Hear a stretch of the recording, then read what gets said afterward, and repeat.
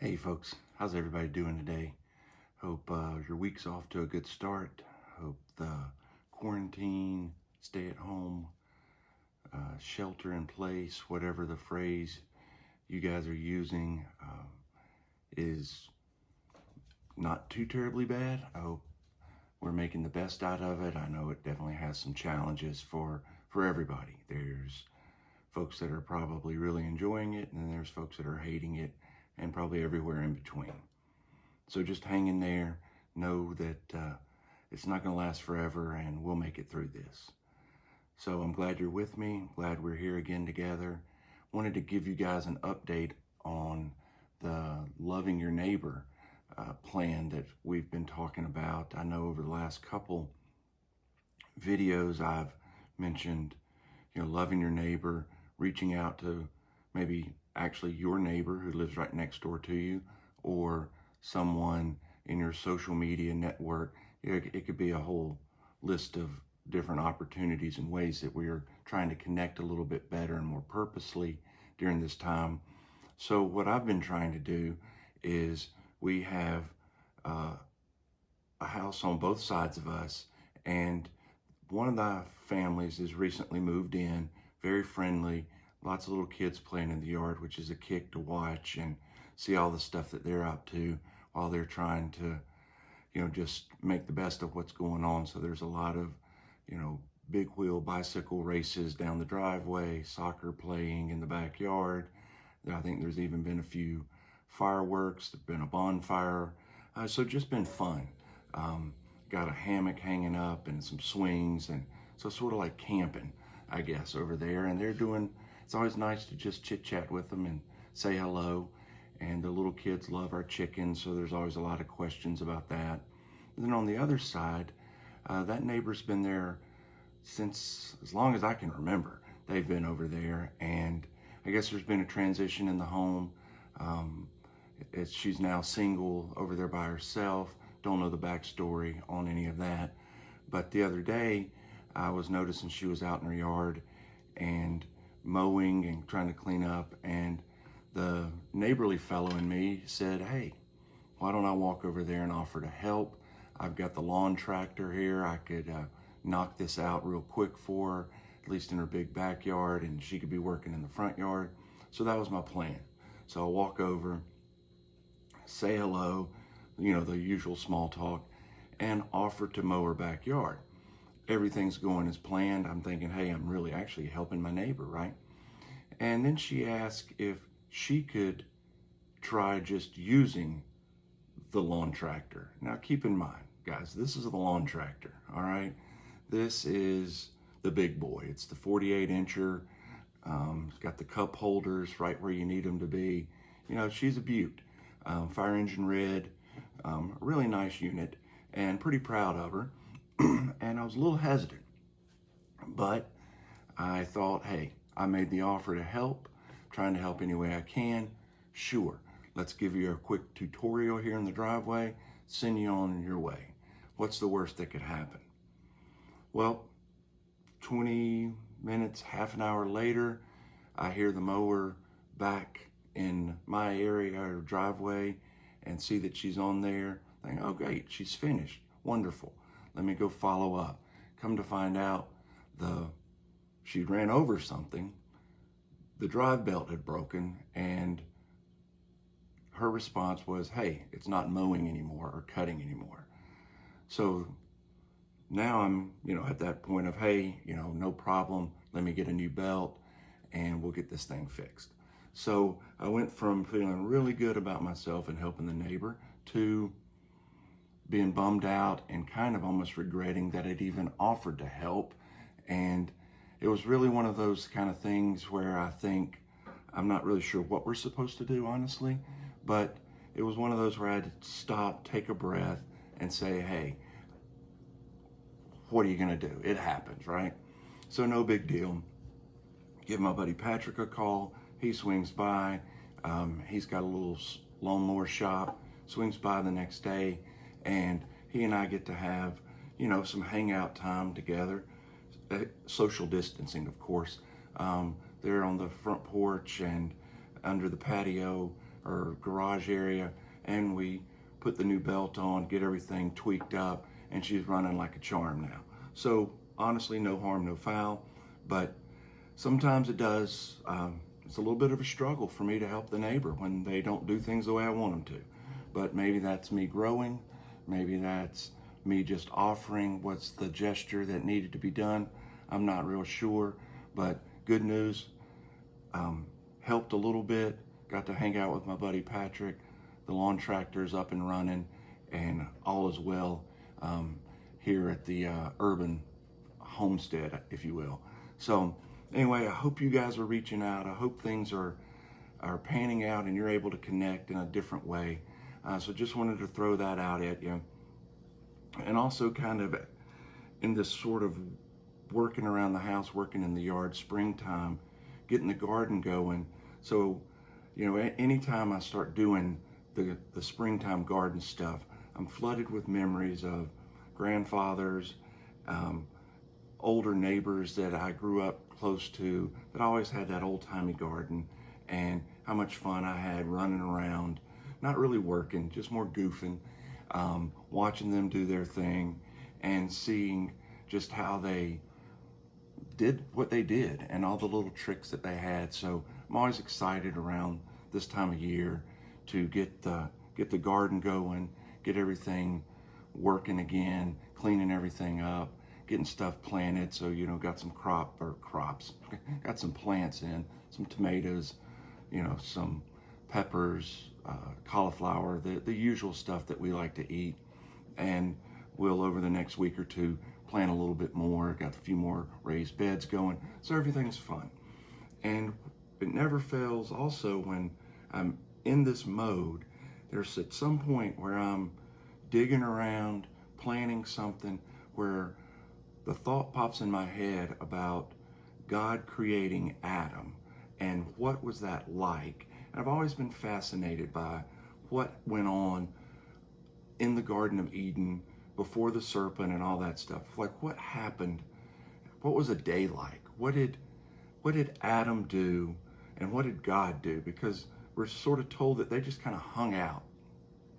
And I love just how it takes my imagination and goes wild with what was that like? What did it look like? The sounds, the smells, all of that just really takes me kind of like to childhood, hearing that story maybe for the first time and sort of daydreaming about what that was like. So then, as usual, I have to go and kind of read over it again just to refresh some of the details, remind myself of God speaking everything into existence. And then when he gets everything done, he has this moment, it sounds like, where he's like, hey, something's missing. I put all this in motion so I could have this relationship with someone or something. And that's when Adam comes into play. And in the first chapter of Genesis, it's kind of a quick sort of, here's what happened. Adam, spoke him into existence, and voila, he's there. But if you flip over on the page and look at Genesis chapter 2, there's a little more detail, and that's what always gets me. And I always think about it when I'm messing around planting plants for the first time in the spring, is God takes the dirt, the soil, which for a gardener or anybody that's tried to grow anything, you quickly figure out that aside from water and stuff, your soil's got to be really good. And it's one of those things I'm kind of proud of, that over the last 4 or 5 years with compost and all this other stuff, we've got some pretty good soil in our raised beds. And there's not a lot of work that has to go into making things grow because there's so much nutrients and so much organic matter that's just working together to continue this life cycle and grow things. So God takes this soil that sort of is a kind of metaphor for me a little bit about that's where a lot of the energy and the source and the nutrients of plant life comes from. He takes that, kind of mounds it up, and then he breathes into it. So we've got this mound of dirt, God breathes into it, and Adam comes alive. So that to me is really cool to think about, that one, it's kind of simple in a way, and crazily complex in another way, in the sense that a building block of what we know on earth is used, and then the breath, the spirit, the life of God blows in, and Adam comes alive, which that's really a neat thing for me to think about and just try to visualize. What was that like when Adam woke up for the first time? He wasn't a little baby. He was a full-grown guy. Maybe he had a really cool beard. I don't know. But he was full-grown guy. And he wakes up and he's there in this beautiful garden, and God is looking at him. So I just wonder what that's like. And then the next thing that God says is that this is very good. Now, he's described other things he's created as good, but now Adam is on the scene, and it's very good. It's up a notch. It's a little bit better. It's the top thing that God has created. And that's just spectacular that God created us just to hang out in the garden with him and be in this kind of relationship, fatherly relationship, friendly relationship, not a judgmental relationship. And the other thing that I always think about, and it's hard for me to get my head around sometimes because I'm so quick to sort of look at things, try to put my perspective on God, and that is, if I work hard and I do well, I get a reward. If I'm lazy and I don't do well, I don't get what I want. And I always sort of think God is looking at me in that way, where I have to measure up to get this connectivity with God. And it's not the case. Because if you see in this little story here with God and Adam, Adam didn't have to do anything but what he was created to do. And that was wake up, work around in the garden, piddle around. I don't know what kind of stuff he was doing, but just kind of do that sort of thing and hang out with God. So just get up, do what he was created to do. And the main thing was hang out with God, was this connectivity with God. And that's pretty amazing when I think about it, because Adam didn't do anything. He didn't have a fancy degree. He didn't know a whole lot of scripture verses. He didn't have songs that he was writing about God. He didn't paint pictures about how God had interacted with him.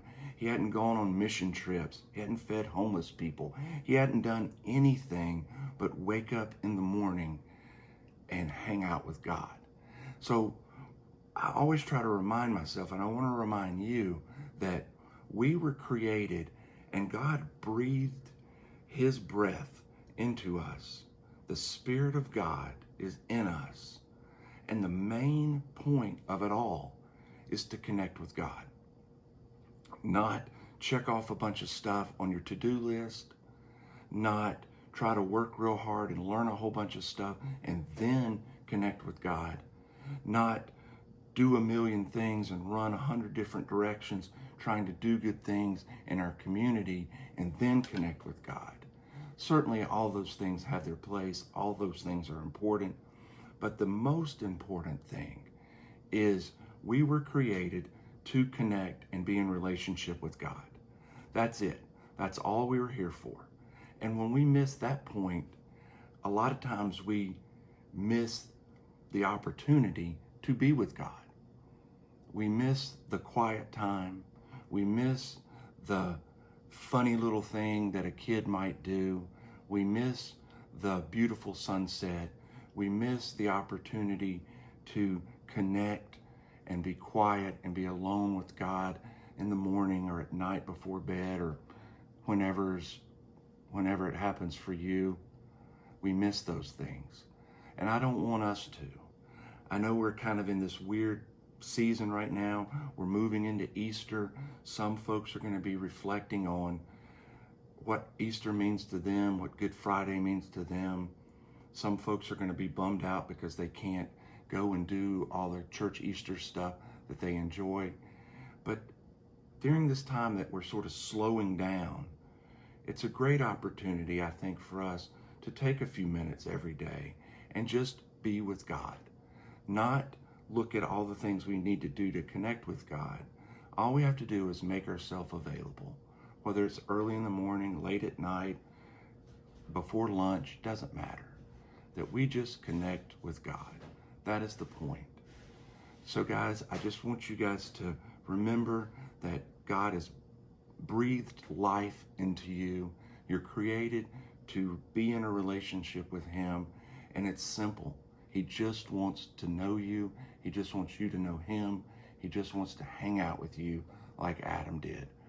I hope you guys take some time this week and maybe read back over Genesis 1 and 2. You can reference what John says in John 1, 3 and 1, where we're reminded that